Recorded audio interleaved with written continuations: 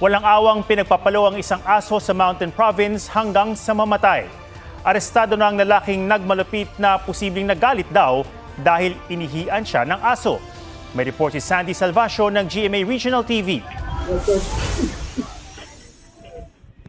Sa gilid ng umpukan ng mga tao, biglang hinataw ng lalaking yan ng 2x2 ang American Bully na si Axel.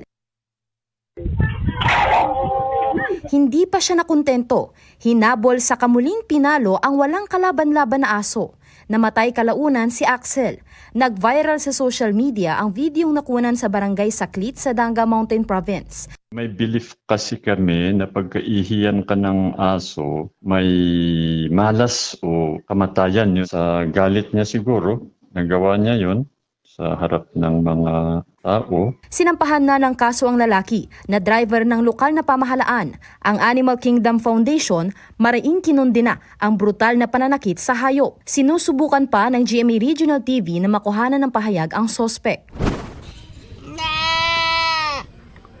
Tila nagsusumbong naman ang kambing na ito habang iika-ika sa paglakad at may bakas ng dugo sa Cabanatuan City, Nueva Ecija. May bakas din ng matulis na bagay ang leeg nito.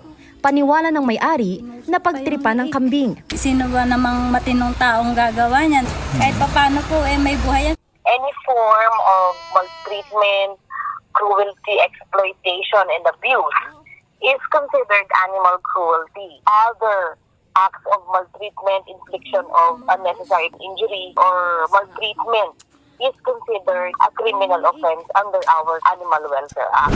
Natagpuan namang nakabigti sa puno ang kalabaw na iyan sa Ibahay, Aklan. Ikinababahala ito ng mga magsasaka at residente lalo't hindi ito ang unang beses na nangyaring may pinaslang na kalabaw at baka sa kanilang lugar. Inaalam pa kung sino ang may kagagawa nito at ano ang motibo.